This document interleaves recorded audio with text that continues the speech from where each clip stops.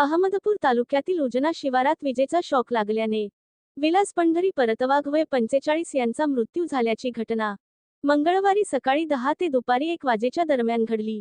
या प्रकरणी किनगाव पोलीस देण्यात आलेल्या तक्रारीवरून एकावर गुन्हा दाखल करण्यात आला आहे, पोलिसांनी सांगितले। फिर्यादी सोमनाथ पंढरी परतवाघ यांनी दिलेल्या तक्रारीत म्हटले आहे, फेब्रुवारी 25 रोजी अनिल वैजनाथ स्वामी राहणार उजना यांनी उसाच्या शेतीमध्ये तार लावून त्याला कट लावल्यानंतर एखाद्या माणसांचा जीव जाऊ शकतो याची जाणीव असताना उसाच्या शेतामध्ये तारेला कट लावला, त्या तारेला चिटकून माझा भाऊ मरण पावला आहे। या प्रकरणी अनिल स्वामी याच्यावर किनगाव पोलीस ठाण्यात रात्री उशिरा गुन्हा दाखल करण्यात आला आहे। तपास सहाय्यक पोलीस निरीक्षक खंदारे हे करीत आहेत।